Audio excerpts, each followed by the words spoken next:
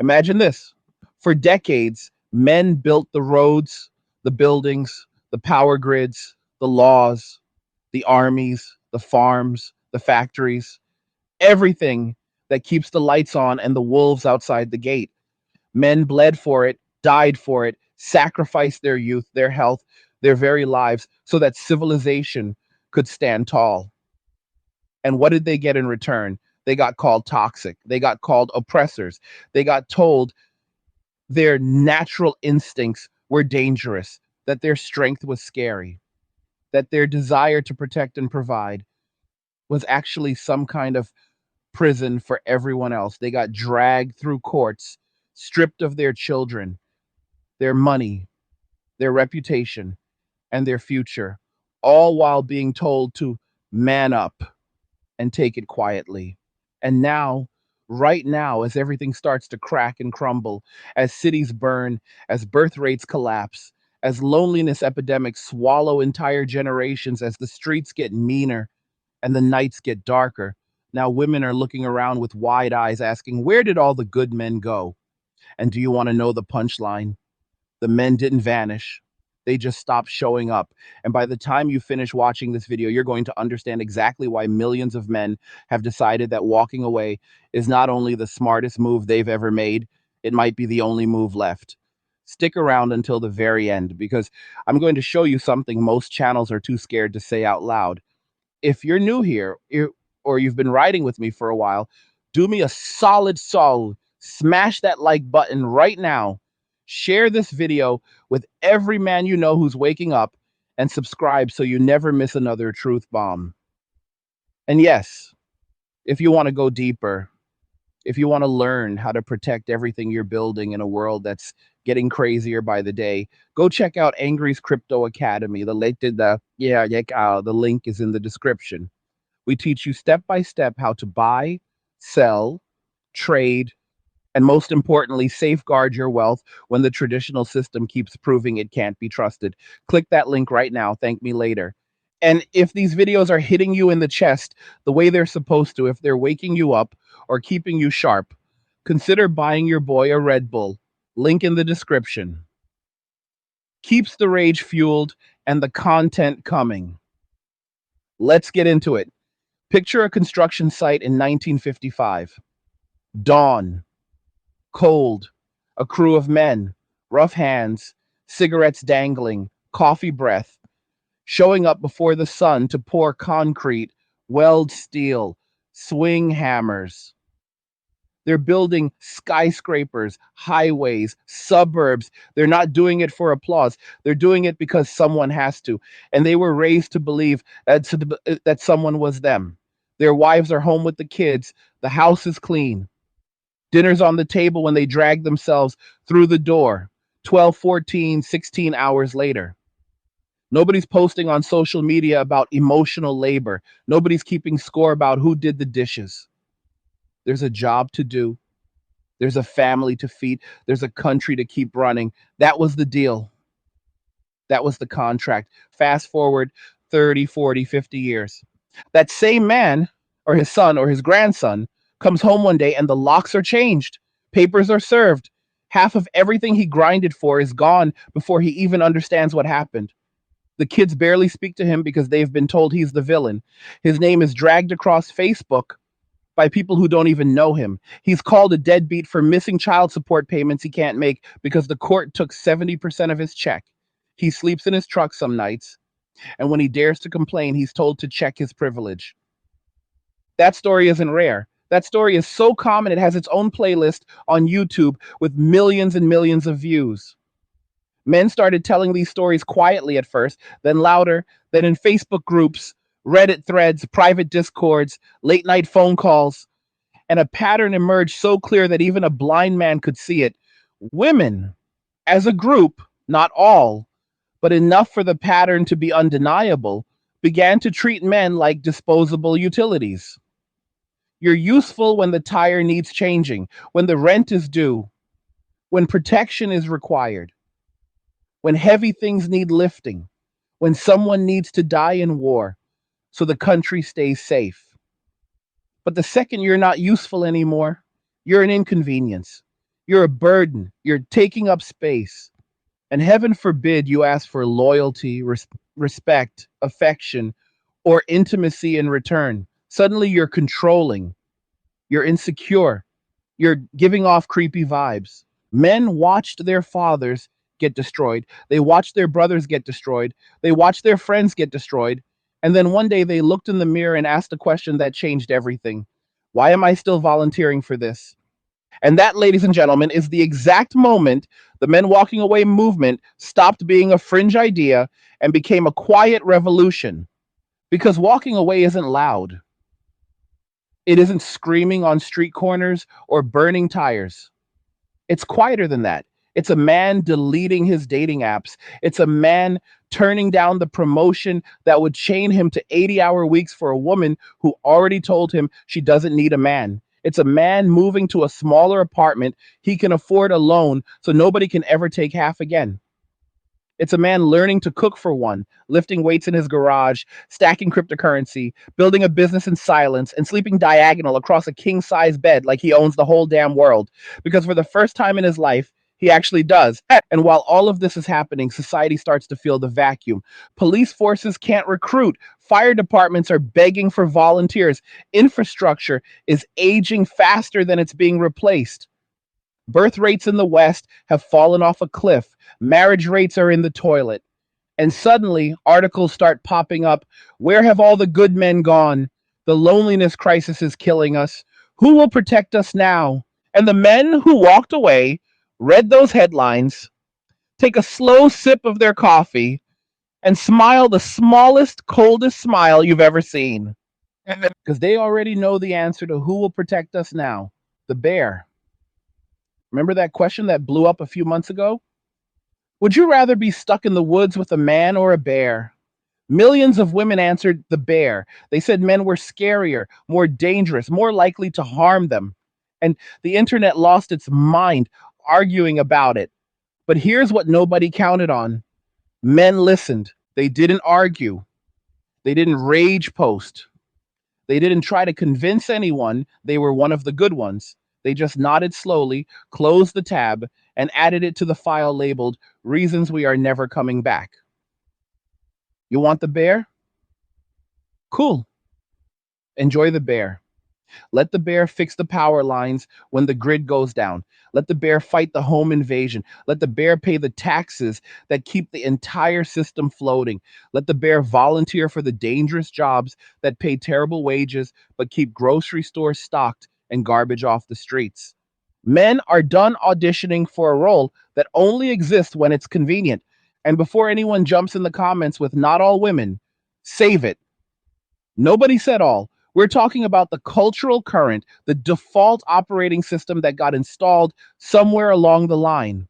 The one that taught an entire generation of women that masculinity itself is suspect, that male sexuality is inherently predatory, that men should be grateful for whatever scraps of affection get thrown their way as long as they keep providing, keep protecting, keep shutting up and taking it. I said men looked at that deal, looked at the fine print, looked at the divorce statistics, the false accusation horror stories, the believe all women kangaroo courts, the child support debtors prisons, the social media lynch mobs, and they did the math.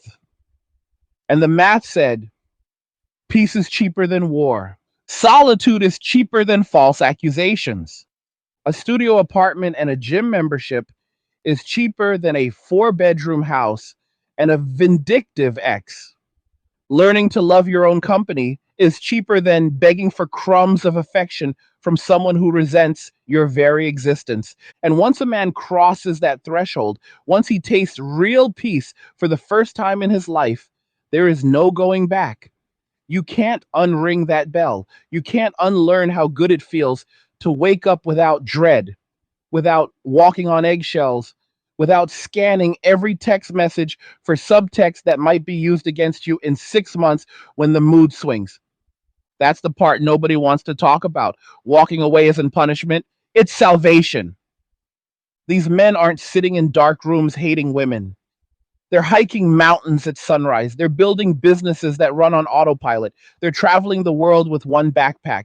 They're lifting heavier than they ever have. They're reading books they never had time for. They're sleeping 8, 9, 10 hours a night without someone passive aggressively sighing next to them because they didn't read her mind correctly that day. Hey guys, in a world pushing you to own nothing and be happy, crypto is your key to survival.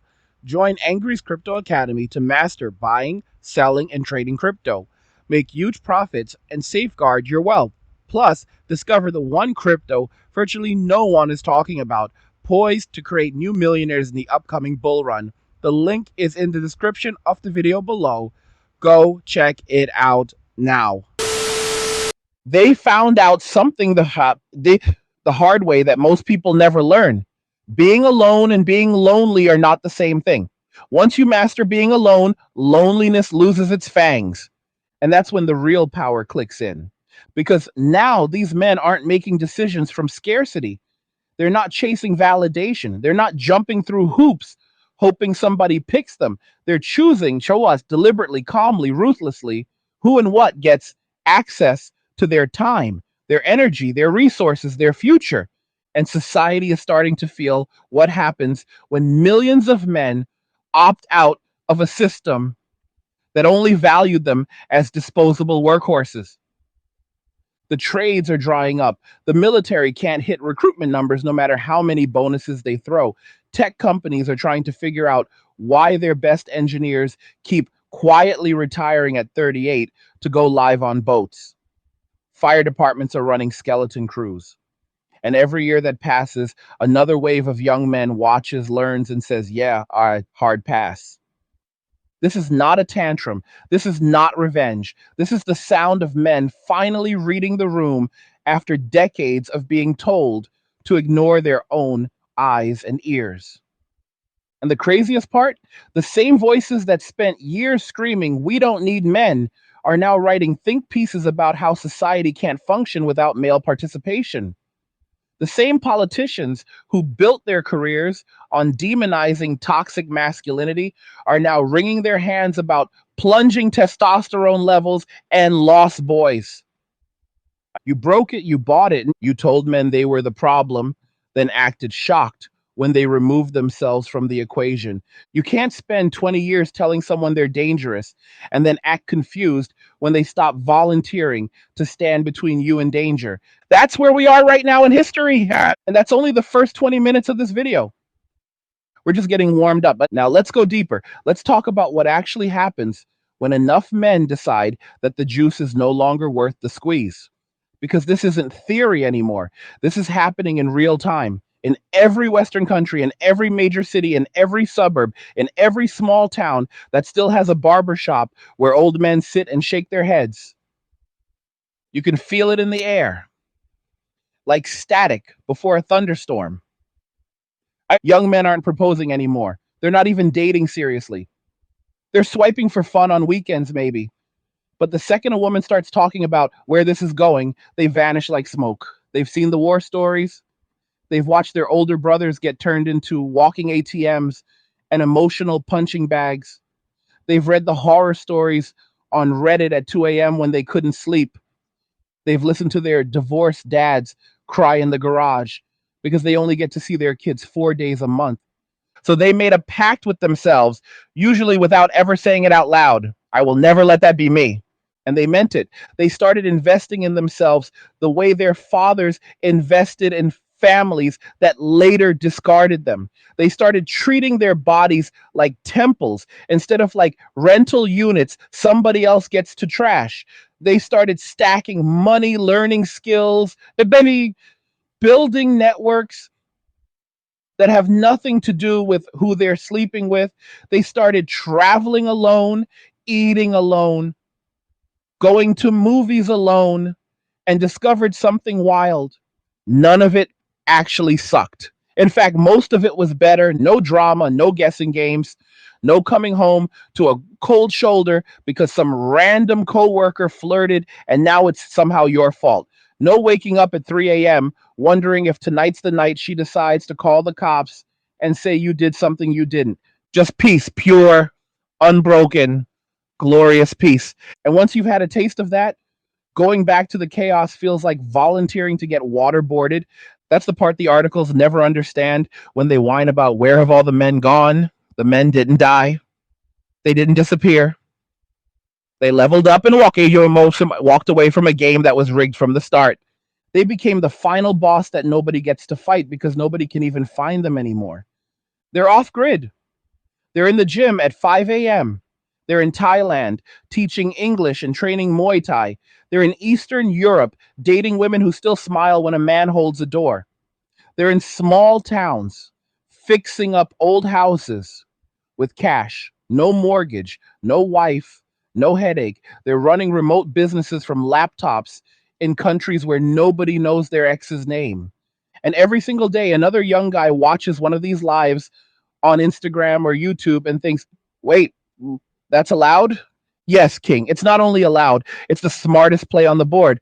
But let's not pretend this mass exodus didn't leave a hole the size of Texas in the middle of society. Because it did. Look around. Who's going to fix the power grid when the next big storm hits? Who's going to run into the burning building? Who's going to work the oil rigs, the fishing boats, the logging camps, the garbage trucks at 4 a.m. in February? Who's going to keep inventing the technology, writing the code, building the rockets, mining the lithium for the batteries that everyone pretends come from fairy dust? We're already seeing the first cracks. And in the UK, the army is now using civilian contractors because they literally can't recruit enough soldiers. In the US, trucking companies are offering six-figure signing bonuses and still can't fill seats. Police departments in major cities are down 20, 30, even 40% in some places.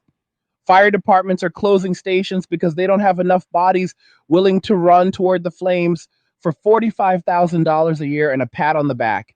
And all of this is happening while birth rates plummet so fast that economists are having panic attacks in public. Japan is already a ghost country in slow motion. South Korea just hit the lowest fertility rate ever recorded in human history. Wow, 0.72. That's not a typo.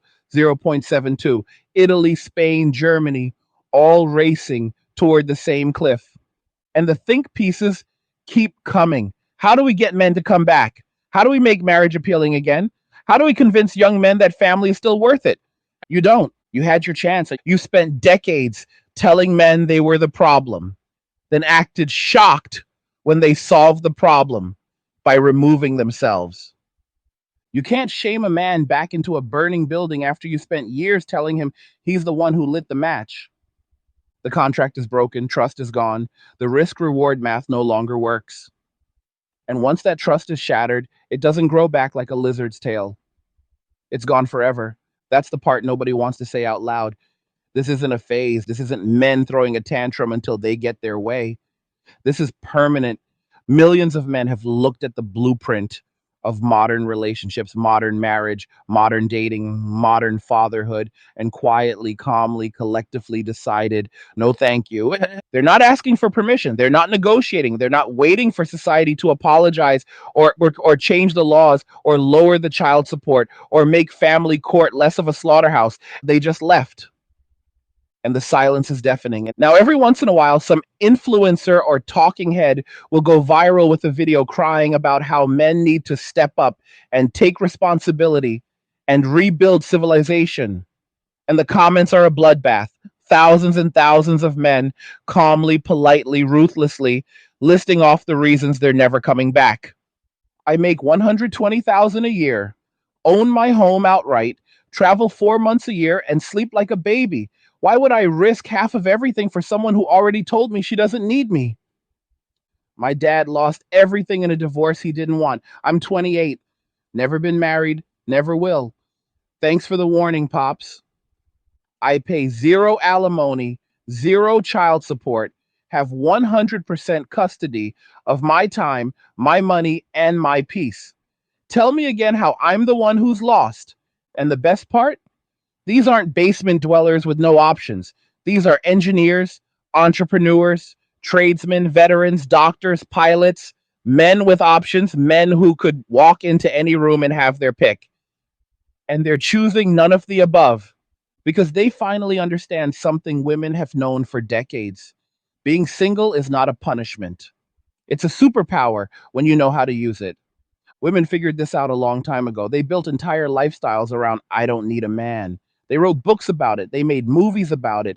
They created wine brands and yoga retreats and self care empires built on the idea that a woman complete by herself is the ultimate flex. And men watched and learned and thought, you know what? That actually sounds pretty good. Yeah. So they took the playbook and ran with it, and only they did it better. Because men don't need girls' nights and bottomless brunches to enjoy their own company. They don't need 1,000 likes on Instagram to feel validated. They just need a gym membership, a fishing rod, a couple good books, a solid group of brothers who have their back, and the sweetest sound in the world, silence when they walk through the door at night. No arguments, no drama, no passive aggressive comments about the thermostat, no weaponized therapy speak, no threats of, I'm going to take the kids and you'll never see them again. Just the hum of the refrigerator and the knowledge that everything in this place belongs to one person and one person only, the man who earned it. And once that clicks, once a man realizes that his peace is worth more than any relationship on the current market, something shifts inside him permanently. He stops caring about being chosen. He starts doing the choosing, and he stops trying to prove he's one of the good ones. He already knows he is, and the opinion of the mob no longer moves the needle. He stops auditioning for roles that will never be awarded fairly. He becomes untouchable. And that's when the real fun begins. Because now, when a woman looks at him, really looks, she sees something she hasn't seen in a long time, a man who doesn't need anything from her. Not validation, not sex, not ego strokes, not a nurse or a maid or a therapist or a retirement plan. Nothing. He's complete. He's calm. He's kind when it costs him nothing, ruthless when it costs him something. He's the eye of the storm. And women can smell that from across the room. They feel it like a disturbance in the force. Because for decades, the game was built on men chasing, men pursuing, men proving, men competing, men jumping through hoops on fire, while women decided which one was worthy. But when enough men stop playing that game entirely, the whole board flips. Suddenly, the power dynamic isn't what anyone was prepared for. Suddenly, the one who cares least controls the frame. Suddenly, the man who can walk away without looking back holds all the cards. And make no mistake, some women adapt. Some women see the shift and adjust their sails.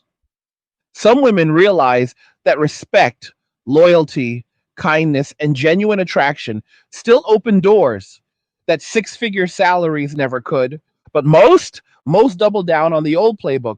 Most get angry. Most start screaming about immature boys and Peter Pan syndrome and man children who won't commit. They call men cowards for refusing to sign up for a system that destroys them. They call men weak for choosing peace over chaos. They call men losers for refusing to play a game that's rigged. And every time they do, another 1,000 men watch, nod, and add one more brick to the wall they're building between themselves and the past. Because here's the secret nobody wants to admit: men don't hate women. They're just done hating themselves. They're done twisting themselves into pretzels, trying to become what they think someone else wants. They're done apologizing for existing. They're done treating their own needs as optional accessories that can be discarded the moment someone else claims to be triggered. They're done. Full stop. And the craziest part, the more men walk away, the better many of them become. They get in the best shape of their lives. They make more money than ever. They travel to places most people only see on postcards. They build brotherhoods stronger than any marriage. They become calmer, kinder, sharper, funnier, more dangerous, more alive. They become the men that previous generations assumed would naturally show up when duty called. Only now, duty isn't calling, because duty was always a two-way street, and one side tore up the contract and burned the pieces on TikTok for likes. So these men owe duty nothing, and they owe society nothing, and they owe women nothing. They owe only themselves, their mission, their peace, their legacy on their own terms. And that, my friends, is the most dangerous man on earth. A man with nothing left to lose and everything left to build. A man who has already buried the version of himself that would have died for people who wouldn't even acknowledge his birthday. A man who has looked into the abyss of modern relationships and walked out the other side smiling. That man cannot be shamed. He cannot be guilt tripped. He cannot be negotiated with. He's already free. And freedom, once tasted, is a drug more addictive than anything on the planet. So when you hear the media panicking about the end of men or the marriage crisis or where are all the real men, understand what you're really hearing. You're hearing the sound of a dying paradigm screaming as it realizes the host has left the building. You're hearing the death rattle of a social contract that forgot the most basic rule of any contract. Both sides have to benefit, or eventually one side walks. Men walked, and they're not coming back. Not this time, not ever. The bear can have the forest. We're building something new. Now let's pull the camera back even further and look at the biggest lie that's still being sold to 18-year-old boys right now, today, in 2025, as if nothing has changed. You've seen it. You've heard it.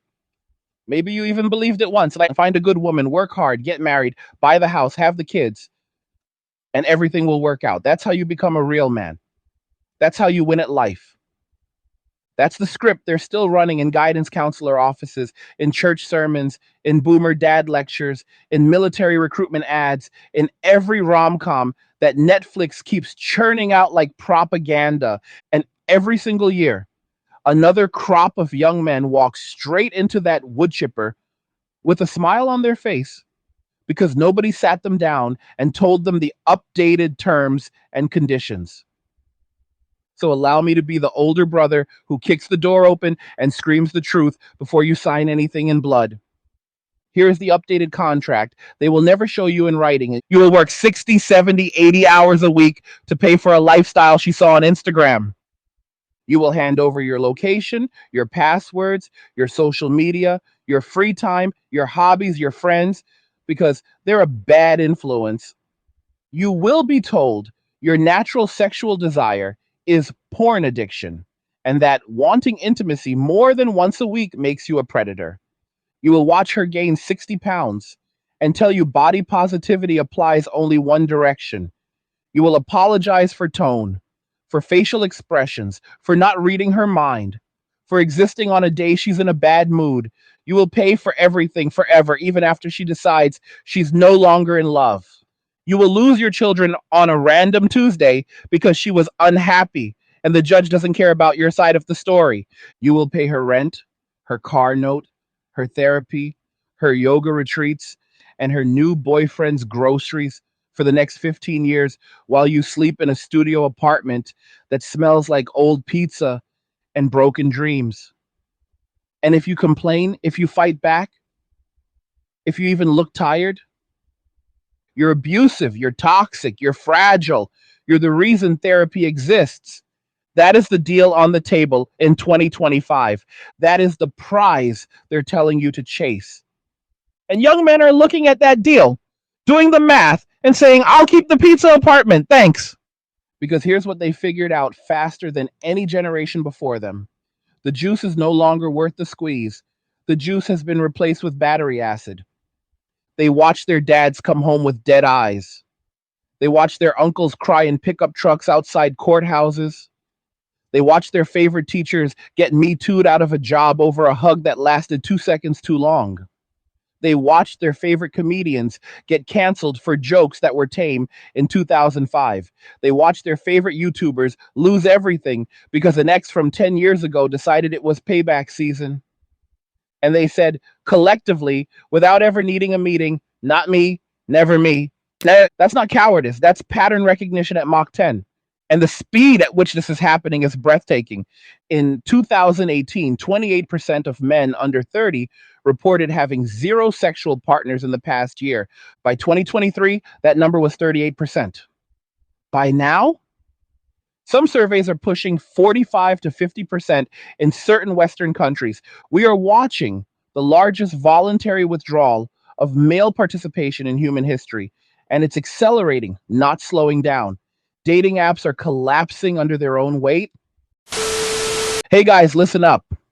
If you're tired of going through life alone and you want real brotherhood with men who actually think and grind like you, then check out Angry Guys Clubhouse. It's a community built around brotherhood, passive income, business insights, and even expat living. Plus, you get access to our private men's chat where real conversations happen every day. And when you sign up, you'll get the passive income blueprint and the expat blueprint free just for joining. Don't wait. The link is in the description. Go check it out now. Hinge is laying people off. Tinder stock is in the toilet. Bumble's founder stepped down after admitting the apps are making women miserable too. Shocker. Because when half the players refuse to show up to the game dies. And the coping has already begun. You've seen the articles like The Rise of the Soft Boy, why men need to embrace vulnerability to save relationships. Masculinity is evolving, and that's a good thing. Translation, please come back and play by the old rules so we don't have to admit the system is broken. They're trying to rebrand submission as emotional intelligence. They're trying to rebrand surrender as growth. They're trying to rebrand being a doormat as being a safe partner. And every time they do, another 100,000 young men watch the video, close the laptop, and go deadlift instead. Because iron doesn't lie. Iron doesn't file false reports. Iron doesn't take half your stuff when it gets bored. The gym has become the new church for men who lost faith in everything else. And the transformation is wild to watch. A 22-year-old kid walks in skinny, anxious, raised on be nice, don't stare, don't offend, don't want too much. 6 months later, he's put on 25 pounds of muscle, dropped his body fat into single digits, learned to cook steak, started a pressure washing business on weekends, and deleted every dating app because he realized the girls chasing him now are the same ones who wouldn't have looked at him twice last year. And for the first time in his life, he feels something he's never felt before: leverage. He's not angry. He's not bitter. He's just done performing. He's done shrinking. He's done apologizing. He's done pretending he doesn't notice the double standards. He finally gets it. Attraction isn't negotiable. Respect isn't automatic. And peace is non negotiable. And once that switch flips, the game changes forever. He starts vetting women the way women have been vetting men for decades. He starts asking the uncomfortable questions on the first date instead of waiting until he's in love and trapped. He starts walking away the second he hears, I don't need a man, because he knows what that really means. He starts protecting his time, his seed, his money, his future like it's Fort Knox. And society calls him arrogant. Society calls him a narcissist. Society calls him damaged. No, he's just awake. And once you're awake, you don't hit snooze and go back to the nightmare. You build a new life. That's what millions of men are doing right now, quietly, relentlessly, without fanfare. They're becoming the kind of men their grandfathers would salute and their exes will never deserve. They're becoming ghosts in the machine. They're when they want to be, gone when they don't. They're becoming the final bosses of their own stories. And no amount of shaming, no amount of man up lectures, no amount of crying on TikTok about high value men is going to drag them back into the cage. The cage door is open, brothers. And the ones who walked out aren't looking back. They're too busy living. Now let's do something that almost nobody has the guts to do on this platform. Let's go through every single guilt trip, every last ditch emotional blackmail tactic that's still being thrown at men in 2025. Like it's going to work this time. We're going to name them one by one, look them dead in the eye, and watch them crumble like wet paper. Because once you see the strings, the puppet show is over forever. Guilt trip number one: if you don't get married and have kids, you're letting the bloodline die. You're failing your ancestors. Let's sit with that for a second. My great grandfather fought in World War I. He came home missing half his friends, missing part of his lung from mustard gas, and still worked 60 hours a week in a coal mine so his kids wouldn't starve. My grandfather survived the Depression, landed on Normandy, came home, built a house with his own hands, and raised 6 kids on one income. My dad worked 2 jobs so I could play hockey and go to college. And now, in 2025, I'm supposed to feel guilty because I won't hand everything they bled for over to a woman who can take it all on a Tuesday because she felt unheard in the relationship. Nah, the bloodline isn't dying because men are refusing to play Russian roulette with 70% divorce rates and family courts that treat fathers yes like criminals. The bloodline is dying because the deal got rewritten without telling us, and the new terms are suicide. Your ancestors didn't fight and die so you could become a funding source for some stranger's healing journey. They fought so you could be free. And freedom sometimes looks like choosing not to create the next generation of hostages. Next guilt trip: real men step up, real men take responsibility, real men sacrifice. That one hits hard because it used to work. It used to land like a sledgehammer to the chest. But here's the problem: sacrifice for what exactly? Sacrifice so your kids can be raised in a culture that teaches them boys are defective girls? Sacrifice so your son can grow up believing his natural energy is toxic and needs to be medicated out of him. Sacrifice so your daughter can be told from age 8 that all men are potential predators and that marriage is financial slavery with worse sex. Sacrifice so you can pay for a wedding that costs more than a house down payment only to watch it end 3 years later because love is love, but also love isn't a legally binding contract when I change my mind. Sacrifice so you can work yourself into an early grave while she scrolls TikTok and tells you that you don't make her feel safe because you forgot to take out the trash exactly when her hormones told her it needed to happen. Hard pass. Real men protect their families. Real men used to know that meant protecting them from outsiders. Now, real men understand that sometimes the biggest threat to a man's future children is the legal system and the woman sleeping next to him. The definition of responsibility changed when the rules changed. Responsibility now means protecting your peace, your wealth, your freedom, and your legacy from anyone who hasn't earned permanent access to it. Full stop. Next one: you're just afraid of commitment. You're emotionally unavailable. You have avoidant attachment. Translation: how dare you not trust me after I spent years telling you men like you can't be trusted? They weaponize therapy speak the way previous generations weaponized religion. Same energy, different costume. If you set boundaries, you're avoidant. If you ask her to cook twice a week, you're controlling. If you expect loyalty, you're insecure. If you want passion that lasts longer than the honeymoon phase, you have an addiction. Meanwhile, the same people diagnosing you from TikTok University have 20 bodies by 25, daddy issues they monetize on OnlyFans, and a body count tattooed on their rib cage like war medals. But sure, brother, you're the broken one for wanting peace and reciprocity. Here's the truth they'll never say out loud: the men walking away aren't emotionally unavailable. They're emotionally selective. There's a difference. They're not afraid of commitment. They're afraid of committing to someone who's been culturally trained to see them as a resource first and a human being second. They're not afraid of hard work. They're afraid of working hard for someone who will punish them for it later. They're not afraid of love. They're afraid of loving someone who's been taught that love is conditional on how useful you are that week. That's not avoidance. That's discernment. Next guilt trip: society needs men to protect women and children. If you walk away, who's going to keep everyone safe? This is the big one. This is the ace up the sleeve. This is the one that used to make men puff out their chests and sign up for whatever was asked of them. But let's be crystal clear about something. Society spent the last 30 years teaching women that they don't need male protection.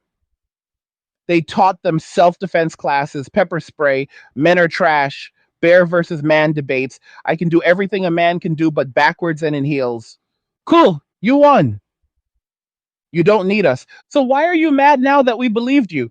You told men to stop holding doors, stop offering to carry heavy things, stop walking on the outside of the sidewalk, stop offering their jackets when it's cold, stop standing up when a woman enters the room. You called all of it benevolent sexism and patriarchal control. So men stopped. And now you're shocked that they also stopped running into burning buildings for people who spent years calling them predators. You can't demand independence on Monday and protection on Tuesday.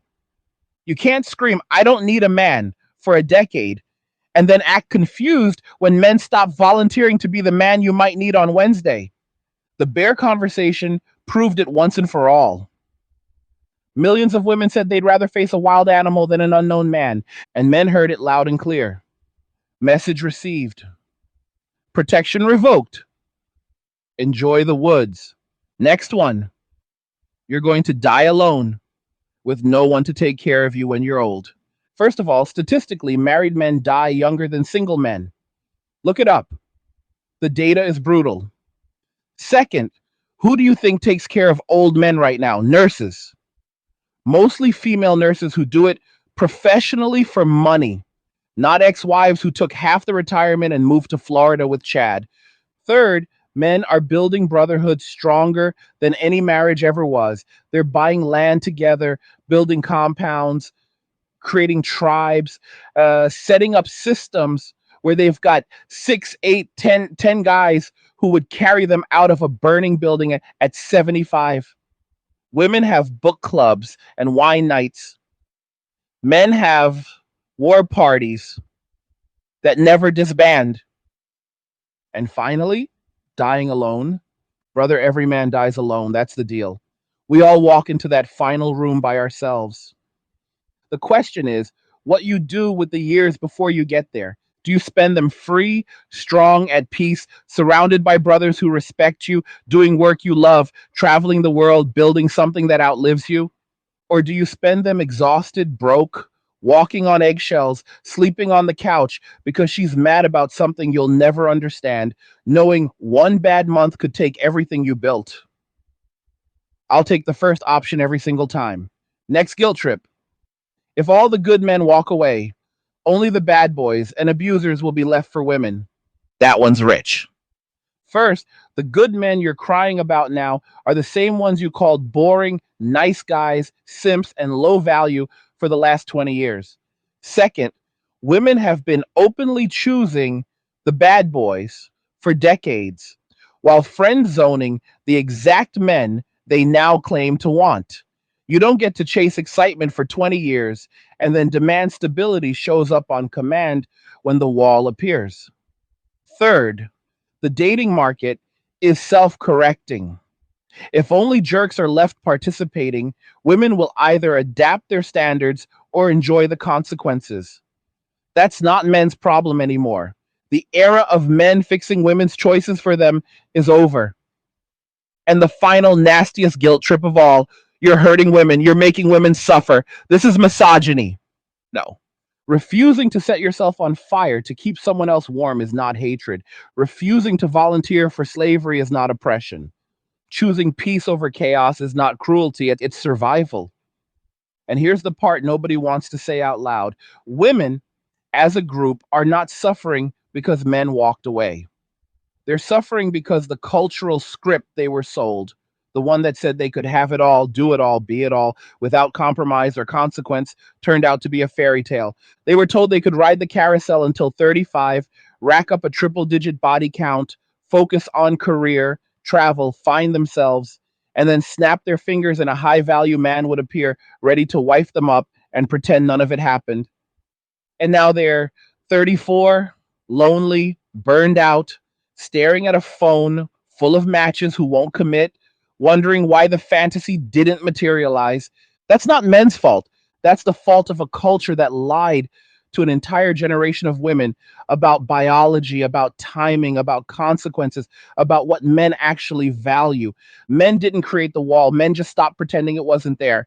And now the bill has come due. So, no, this isn't hatred. This is the sound of millions of men finally telling the truth out loud. We are done. carrying water for a culture that spent decades spitting in our faces. We are done apologizing for winning. We are done pretending the game isn't rigged. We are done. And the beautiful part, the more men walk away, the stronger they get.